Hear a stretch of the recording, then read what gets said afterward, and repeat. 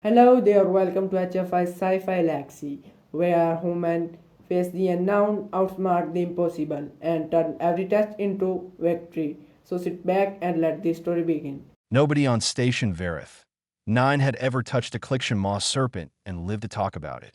The creature had been found drifting inside a destroyed cargo hauler 3 days ago, tangled in broken metal and bleeding from 6 different wounds. It had already bitten 2 Torvin medics and shattered the arm of a Grellian security officer who got too close. Now it sat coiled in the quarantine bay, hissing at anything that moved, its massive jaws opening wide enough to swallow a chair. So when the station commander put out a request to every species council for anyone, who could deal with it, most civilizations sent back polite refusals. Earth sent a veterinarian. Her name was Priya Deshmukh, and she arrived on Verith 9 with a single duffel bag, a box of medical supplies, and the kind of calm face that made people nervous. She was not tall. She was not muscular. She had brown skin, dark eyes behind round glasses, and her black hair was tied in a braid that hung over one shoulder. She walked through the docking ring like she had done this 100 times, even though she had never been off Earth until 6 months ago. Commander Swordhan was waiting for her at the airlock. He was Torvin, 8 feet tall, for arms, skin like gray stone. He looked down at Priya the way most aliens looked at humans for the first time. Confused, slightly worried. "You are the specialist Earth sent?" he asked. "I am," Priya said. She looked around the docking bay. It was enormous. Ships of a dozen species were parked in long rows. "Where is the animal?" "Quarantine Bay 7. But I should warn you, it has already injured 3 of my crew." "What species were they?" "2 Torvin, 1 Grellian." "And what did they do when they approached it?" Sordhan blinked all 4 of his eyes. "They attempted to sedate it by force." Priya nodded slowly like she had expected that answer. "Can I see the footage?" Sordhan led her through the station. Verith 9 was a trading hub, thousands of beings from dozens of species moving through wide corridors, buying and selling, arguing and laughing. Priya attracted stares. Humans were still rare out here. Most galactic species had only heard stories about Earth, and most of those stories were terrifying. A world of extreme gravity, unpredictable weather, venomous animals, and oceans that could swallow entire continents. The fact that humans had survived such a place was considered either a miracle or a warning. In the security office, Sordhan pulled up the footage. Priya watched it twice without speaking. The Cliction Moss serpent was about 4 meters long, covered in dark green scales with a ridge of bone plates along its spine. Its 6 eyes glowed a dull amber. In the footage, it was pressed against the far wall of the quarantine bay, clearly terrified. When the Torvin medics came in wearing full armor and carrying sedation guns, the serpent struck out of pure fear. "It is not aggressive," Priya said quietly. "It broke Officer Tenax's arm in 2 places," Sordhan replied. "Because Officer Tenax walked into a small room, wearing armor and pointing a weapon at a wounded, frightened animal." Priya looked up at him. "If someone did that to me, I would also break their arm." Sordhan opened his mouth to argue, then closed it. "I need a few things," Priya said. She pulled a small notebook from her bag and began writing. "A heat lamp, something that produces warmth around 40 degrees. A container of water, clean, not recycled station water. Fresh if you have it. Some kind of soft cloth or blanket. And meat, raw if possible. Whatever protein source you have available. You intend to feed it. I intend to show it that not every being on this station wants to hurt it." Sordhan studied her for a long moment. Among the Torvin, dangerous animals were either controlled or destroyed. The idea of approaching one with kindness was strange to him. But Earth's reputation preceded it. Humans had a history of forming bonds with creatures that should have killed them. Dogs, horses, birds of prey, even large predators. It was one of the most unsettling things about them. "I will have the items delivered to the quarantine bay," he said. "Thank you." "And Commander?" "I will go in alone. No guards. That is against station safety protocol. Your safety protocol already got 3 people hurt. Let me try mine." She said it without arrogance. Just simple confidence, like she was stating the weather. Sorhan agreed, though he ordered cameras in the bay to remain active and a medical team to stand by outside. An hour later, Priya stood outside Quarantine Bay 7. Through the thick glass window, she could see the serpent. It was still coiled in the corner, its body wrapped protectively around itself. Two of its 6 eyes were swollen shut from the earlier struggle. Dark blood had dried along its side where a piece of metal had torn its scales. Priya set down her supplies. She removed her jacket, so she was just wearing a thin shirt. She took off her shoes. She unclipped her ID badge and left it on the floor. Then she opened the door and stepped inside. The serpent reacted instantly. Its 4 working eyes locked onto her. Its body tensed. A deep, rumbling hiss filled the room, a sound that made the walls vibrate. Priya sat down on the floor, 5 meters from the creature. She did not move. She did not speak. She just sat there, her hands resting open on her knees, palms up. She breathed slowly and steadily. She looked at the serpent, but not directly into its eyes. She kept her gaze soft, unfocused, the way she had learned to do with frightened dogs back in Mumbai. Minutes passed. The serpent kept hissing. Priya kept sitting on the security monitors. Commander Sordhan watched with all forearms crossed. Around him, a small crowd of crew members had gathered, staring at the screens. "What is she doing?" whispered Officer Tenax, his broken arm in a medical sling.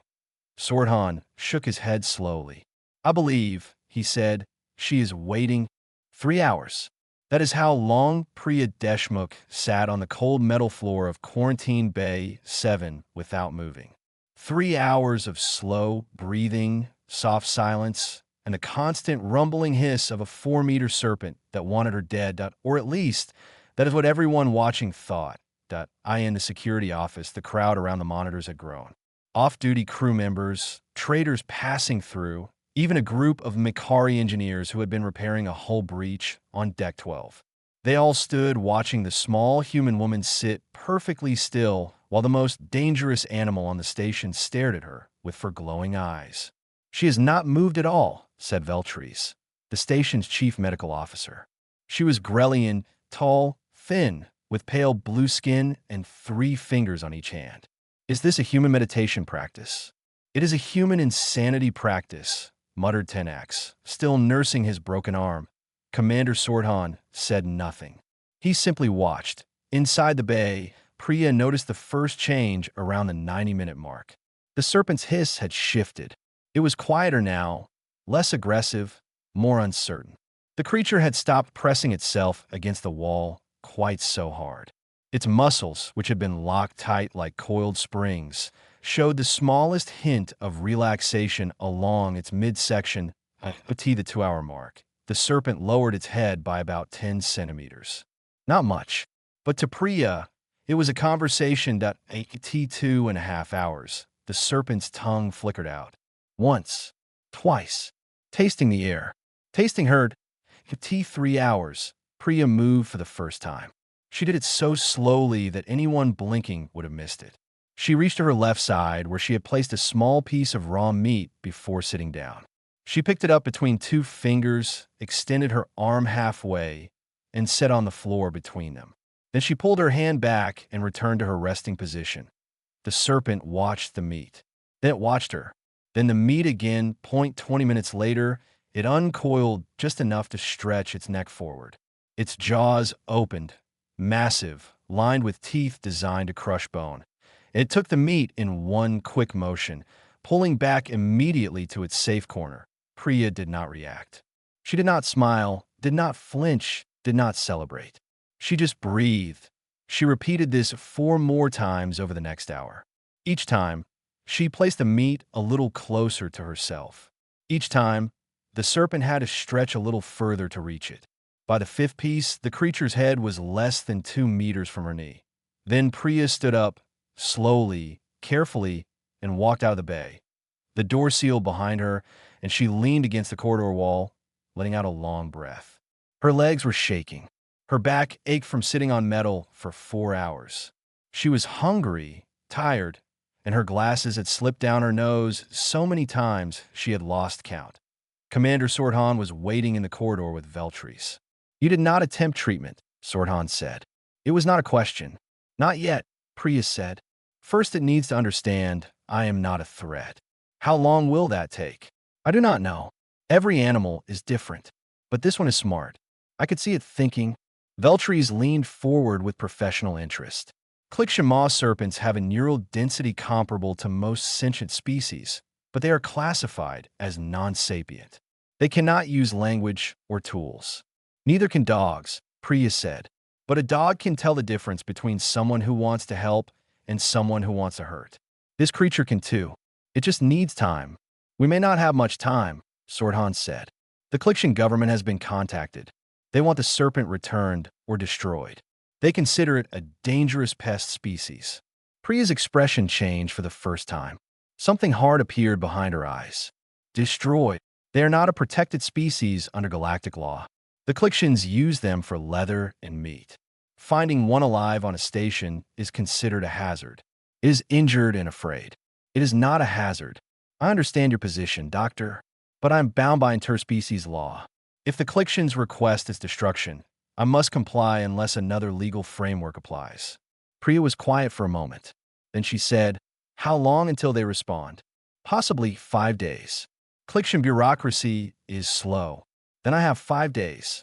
She picked up her duffel bag and walked toward the crew quarters Swordhan had assigned her. Behind her, the commander and the chief medical officer exchanged a look that needed no translation across species. Over the next 2 days, Priya returned to the quarantine base 6 times. Each visit was longer than the last. She brought food, water, and patience in quantities that amazed the station crew. On the second visit, the serpent stopped hissing at her entirely. On the third visit, it ate from a spot just half a meter from her hand. On the fourth visit, Priya began to hum. Low, quiet, a melody from a Hindi lullaby her grandmother used to sing. The serpent tilted its massive head, its 4 working eyes studying her with something that looked very much like curiosity. On the 5th visit, it happened. Priya was sitting in her usual spot, a piece of meat resting on her open palm. The serpent approached, closer than it had ever come before. Its head was enormous up close, easily the size of her entire torso. Its teeth were visible even with its mouth closed, jutting out like ivory daggers. It leaned down toward her hand. She could feel its breath, hot and heavy, smelling of copper and something sharp. Its tongue flickered out and touched her wrist. Then, very gently, it took the meat from her palm, and it did not pull away. It stayed there, its huge head hovering just above her hand, its eyes fixed on her face. Priya did not move.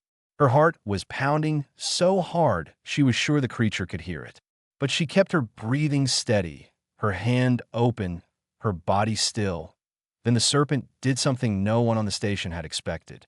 It lowered its head further and rested the underside of its jaw against Priya's palm.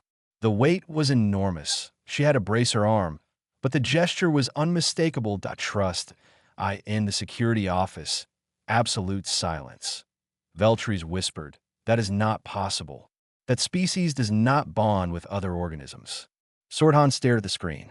On it, a small human woman was holding the head of a creature that had put 3 of his crew in the medical bay. And the creature was leaning into her touch like it had been waiting for this its entire life. Apparently, Swordhan said slowly, no one told the human that. By the morning of the 3rd day, news about the human and the serpent had spread across Verith, 9 like fire through dry grass.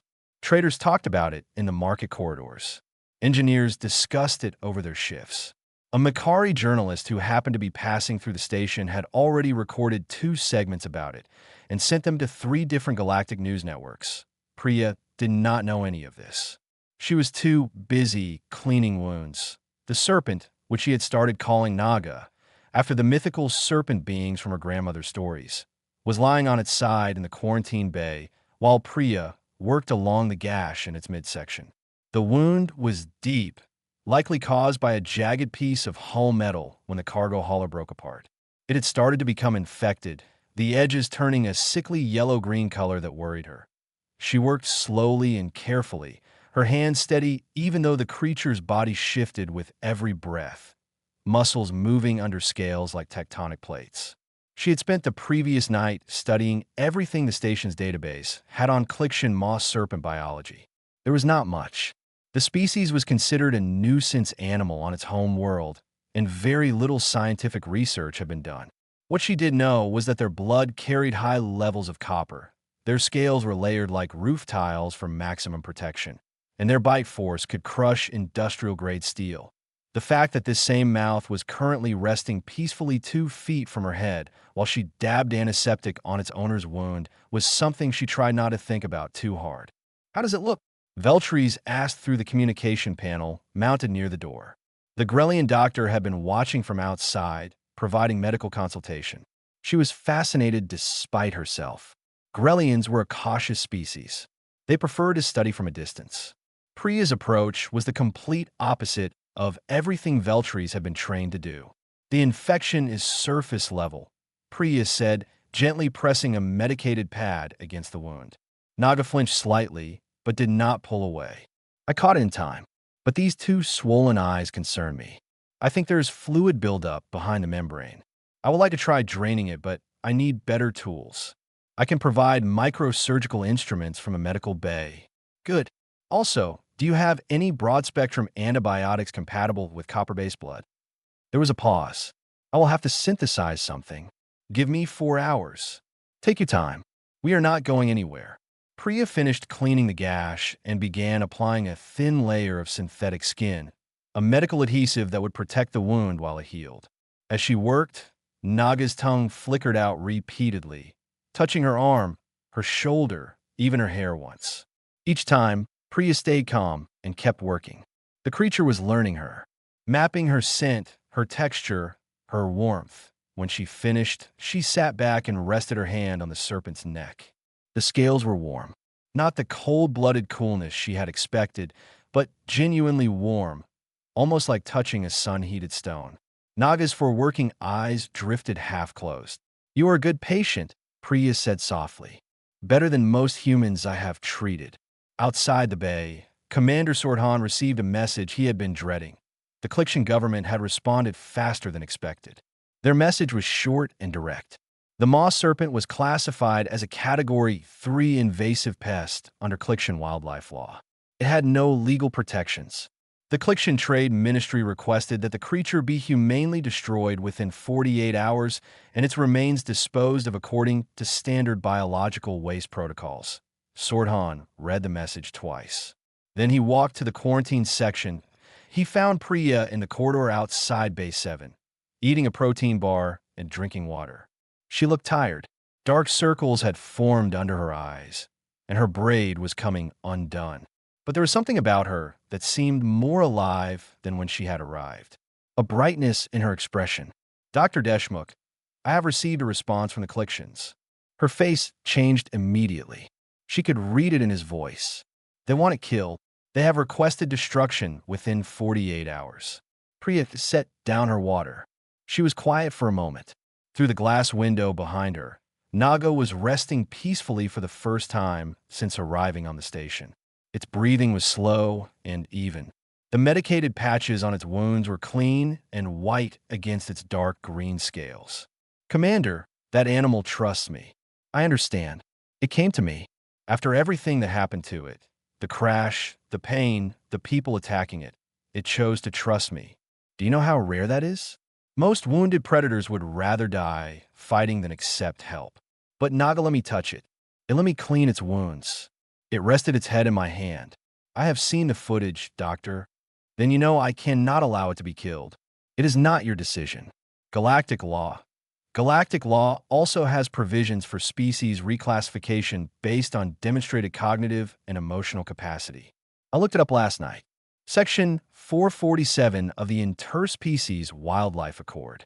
If I can prove that the moss serpent exhibits behavior consistent with sapien-adjacent cognition, it qualifies for protected status review." Sordhan stared at her. He had commanded this station for 12 years. He had dealt with smugglers, pirates, diplomatic incidents, and one very memorable incident involving a Grellian ambassador and a misidentified cheese plate. But he had never dealt with anything quite like this. You want to legally reclassify an entire species to save one animal. Yes, based on 3 days of observation, based on 3 days of evidence. I have footage of it responding to vocal tones, demonstrating trust-building behavior, showing preference and recognition of an individual, and exhibiting emotional states consistent with complex cognition. That is more evidence than was used to reclassify the Venthian sand whales in 2287. Sorhan was quiet. Behind him, Veltries had appeared in the corridor, carrying a case of medical instruments. She had clearly heard everything. She is not wrong about the sand whales, Veltries said carefully. That reclassification was based on less data. Filing for reclassification review takes time, Sorhan said. Months, sometimes years. But filing the petition freezes all destruction orders during the review period, Priya said. That is also in section 447. The commander looked through the glass at the sleeping serpent. Then he looked at the small, tired, determined human standing in front of him. You would go against the Klikshan government for this creature. Priya met his eyes without blinking. Commander, where I come from, we have a saying. The measure of a civilization is how it treats its most vulnerable. That animal in there is wounded, alone, and afraid. And it chose to trust someone anyway. If we kill it for that, then we do not deserve the civilization we have built. Sorhan considered this for a long time. Then he said, I will need the paperwork by tonight. Priya almost smiled. I will have it in 2 hours. The petition was filed at 2,200 hours station time. By 2,300 hours, the Klikshan Trade Ministry had responded with formal objection. By midnight, a Klikshan diplomatic vessel was already en route to Verithine. They would arrive in 36 hours. The galaxy, it turned out, did not appreciate a human veterinarian trying to reclassify one of their livestock animals. Priya spent the next morning in the station's small library archive, surrounded by data tablets and half-eaten meals, building her case. She had reviewed every piece of research ever published on Klikshan moss serpents. There were only 11 papers total, and 9 of them were about the commercial value of their hide and meat. The remaining 2 were behavioral studies conducted over 40 years ago, both concluding that the species showed minimal cognitive function beyond basic predatory instinct. She knew those conclusions were wrong. She had the proof sleeping in Quarantine Bay 7. The problem was that galactic science had a blind spot. Most species in the galaxy had evolved on relatively mild worlds. Planets with stable climates, gentle seasons, and ecosystems that changed slowly over millions of years. When these species encountered creatures from harsher environments, they tended to see only the danger. Big teeth meant stupid. Strong jaws meant primitive. Armored body meant unfeeling. It was a prejudice so deeply built into galactic biology that most species did not even realize they had it. Humans, of course, came from the harshest inhabited world in known space. They had grown up surrounded by predators with big teeth, strong jaws, and armored bodies. And instead of just fearing these creatures, they had learned to understand them, respect them, even love them. That was the case Priya needed to make. Not just that Naga was smart, but that the entire framework the galaxy used to judge animal intelligence was flawed. She was deep in her research when Veltries found her. The Klikshan delegation will include a senior trade commissioner and a military escort, Veltries said, setting a cup of warm liquid in front of Priya. It was not coffee. The station did not stock human beverages, but it was close enough. Military, Priya asked without looking up. 2 soldiers. Standard for diplomatic travel. But the message is clear. They're taking this seriously. Good. So am I. Veltries sat down across from her. The Grelian doctor had been spending more time around Priya over the past few days. At first, it was professional curiosity. Now it was something closer to admiration, though she would never admit it.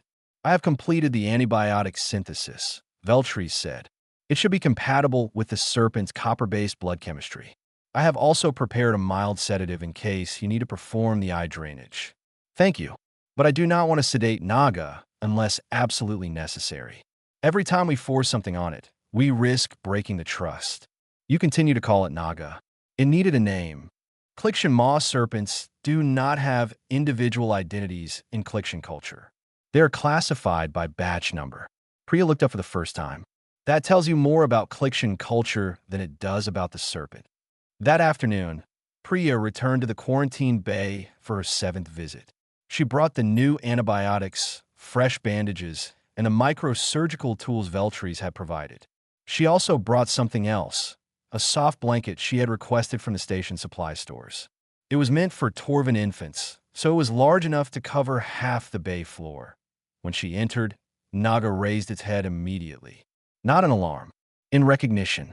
The serpent's 4 working eyes tracked her as she set down her supplies, and its tongue flickered rapidly, tasting the air around her. Then it did something it had never done before. It moved toward her, not striking, not lunging, just a slow, heavy slide across the floor until its massive head was within arm's reach. Priya knelt down and placed her hand on its snout. "Hello, my friend. I brought you something."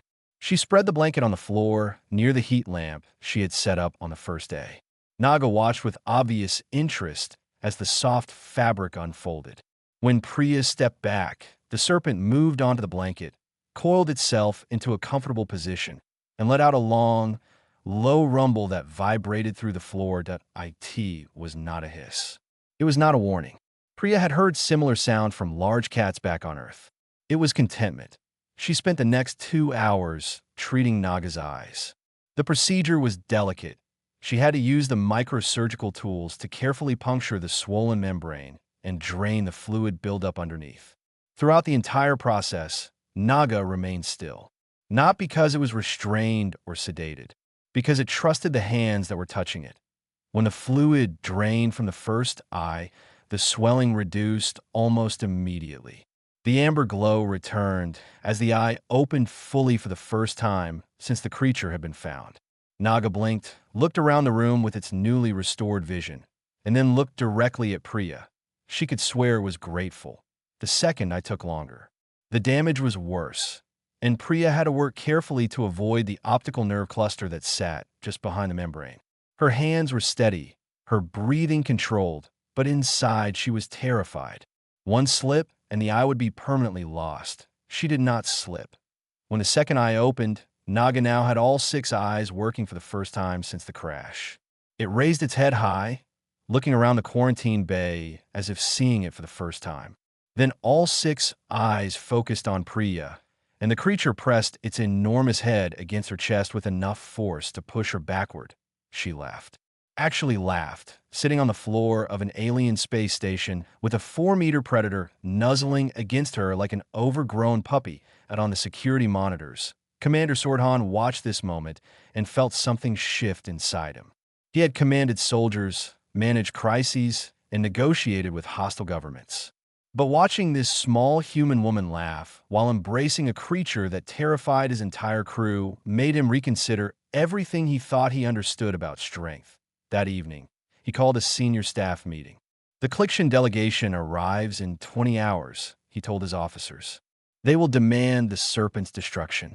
Dr. Deshmukh has filed a reclassification petition which legally freezes that order during review. However, the Clixians will almost certainly challenge the petition. On what grounds? Asked Veltries. Insufficient evidence. The petition requires proof of sapient-adjacent cognition, emotional response, individual recognition, problem-solving ability, and social bonding. Dr. Deshmukh has footage demonstrating some of these. But footage can be disputed. What would be undisputable? Asked Tenax, who, despite his broken arm, had become oddly invested in the serpent's fate. Swordhan looked around the table. A live demonstration, in front of the Clixian delegation and an independent scientific observer. Silence. You want the human to go in with the serpent while the Clixians watch. Tenax said, I want to give her the chance to prove what she has been telling us, Swordhan said. That this creature is more than what the galaxy believes it to be. He paused. I also want to give the galaxy the chance to see what humans are. The Clixian delegation arrived at exactly 1,400 hours.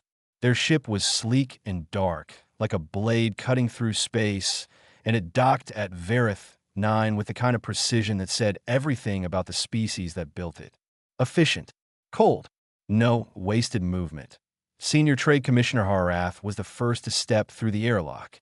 She was Clixian, shorter than Priya had expected, with gray-white skin covered in fine, scale-like patterns and eyes that were completely black, no visible iris or pupil. She walked with the rigid posture of someone who had never once in her life been told no. Behind her came two Klikshan soldiers in dark armor and a thin, nervous-looking aide carrying a stack of data tablets. Commander Swordhan met them at the docking ring with full diplomatic courtesy. Priya stood 2 steps behind him, wearing her cleanest shirt and her glasses pushed firmly up her nose. She had not slept. She had spent the entire night organizing her evidence, running through her arguments, and sitting with Naga. Commissioner Harath, Swordhan said, extending one of his 4 arms in greeting. Harath did not take it. Commander, I trust you understand the urgency of this matter. The creature in your quarantine bay is Klikshan property under salvage law. We are here to oversee its disposal. The creature is currently subject to a reclassification petition under Section 447 of the Interspecies Wildlife Accord, Swordhan replied calmly. All destruction orders are frozen during the review period.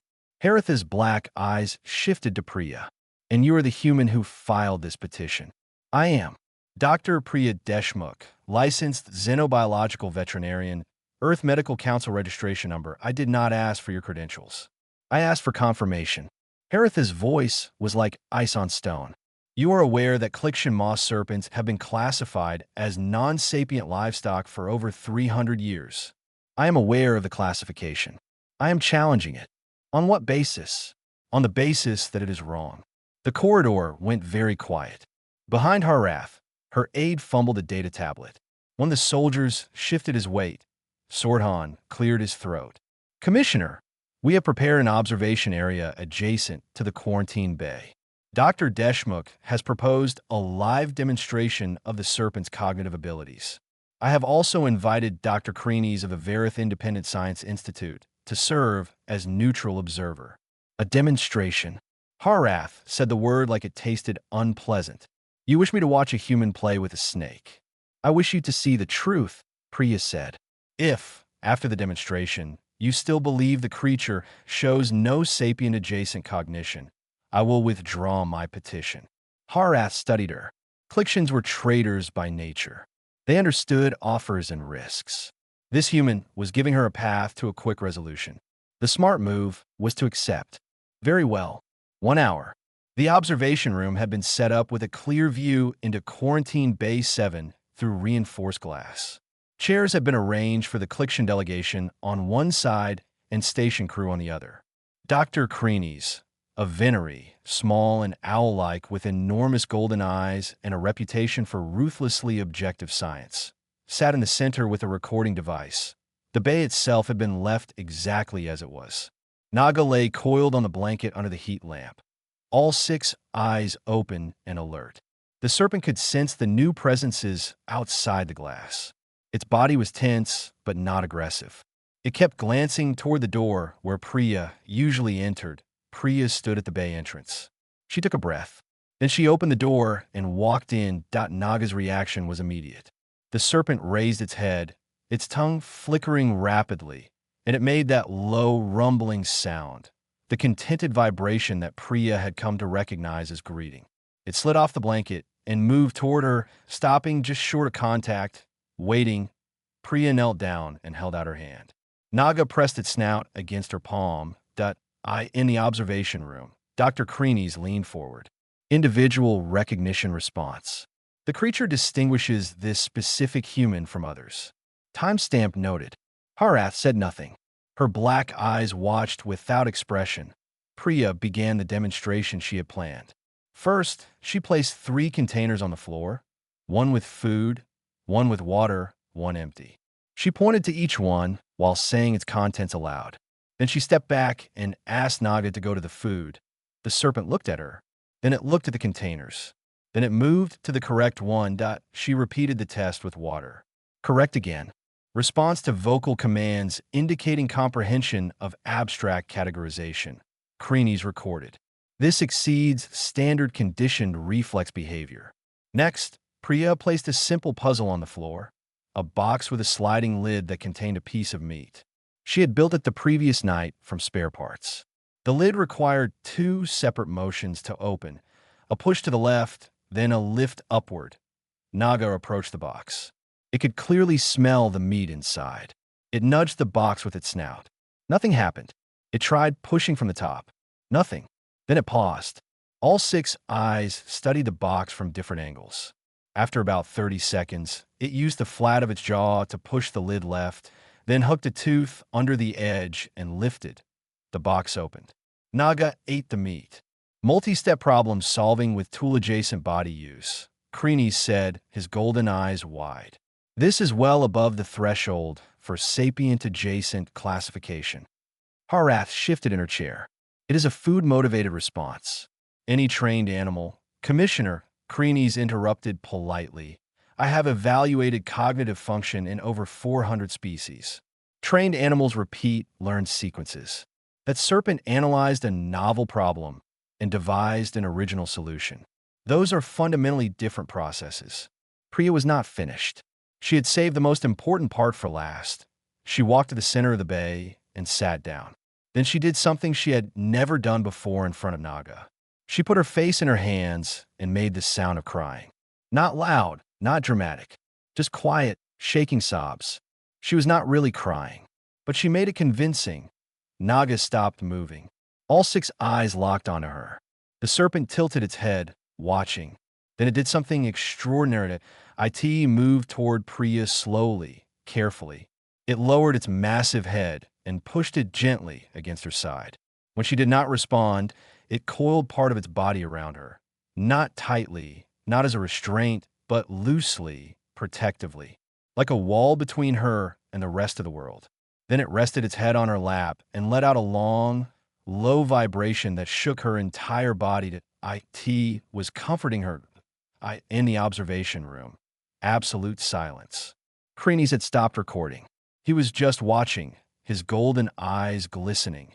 Tinax, standing at the back of the room with his arms still in a sling, wiped his face with his good hand and pretended he was not doing it.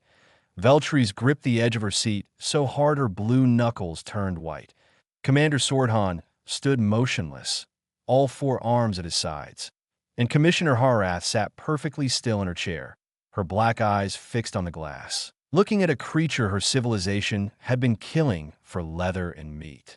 For 300 years, a creature that was at this very moment, wrapping itself around a crying stranger because it could not bear to see her in pain. Harath said nothing for a very long time. Then, in a voice that was quieter than anyone expected, she said, I need to make a call. Commissioner Harath's call lasted 4 hours.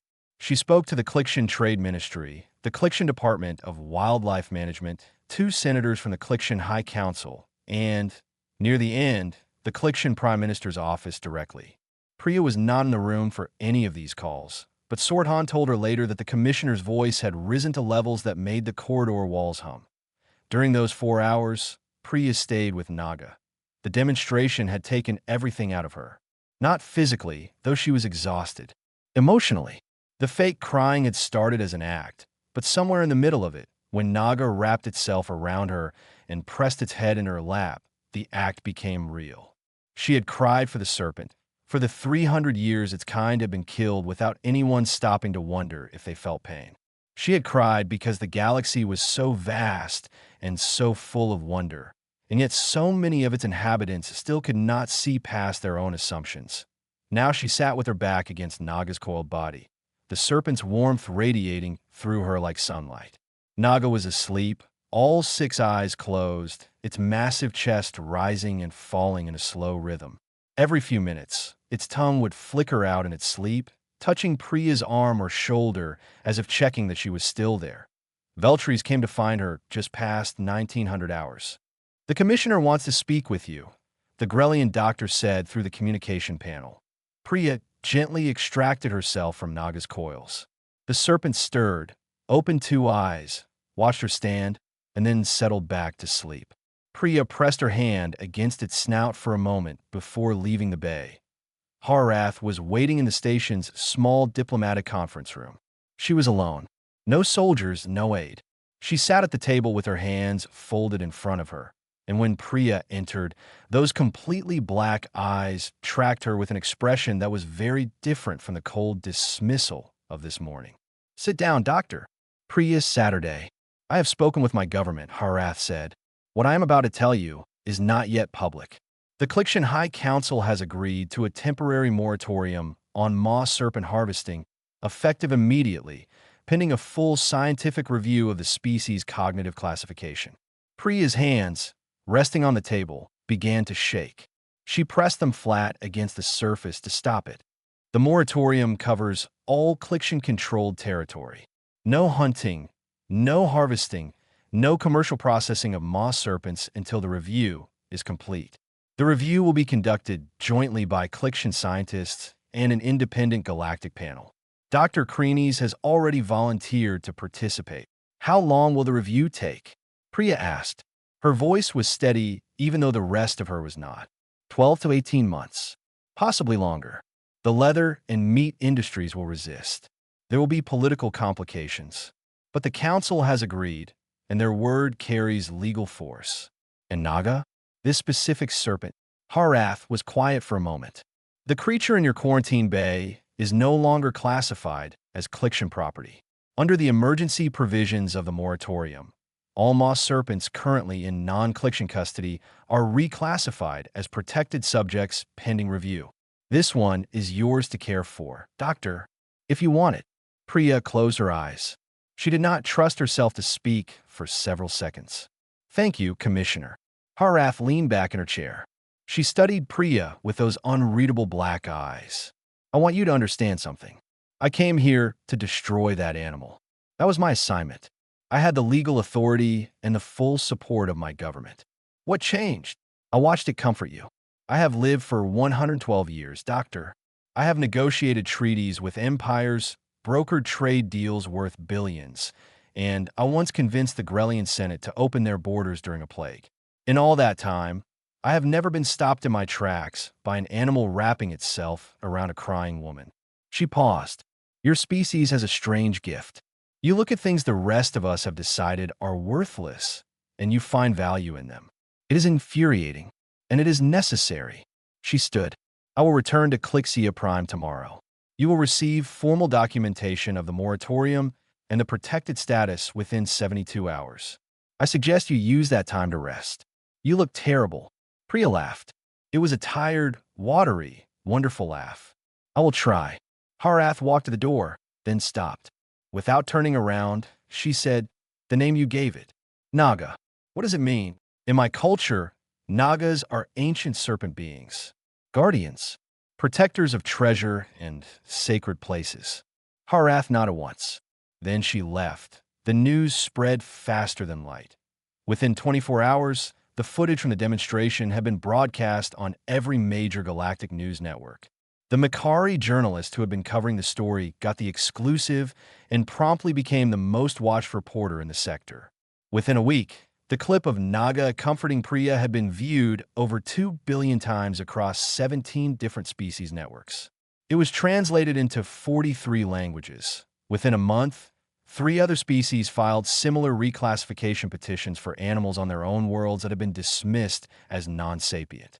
A Torvan biologist published a paper arguing that galactic cognitive assessment standards were fundamentally biased against species from high-gravity or high-danger environments. The paper cited Priya's work extensively. Within 3 months, the Galactic Science Council announced the formation of a new subcommittee dedicated to reviewing cognitive classification standards across all known species. Dr. Kreenes was appointed chair, and on Station Verith 9, life continued.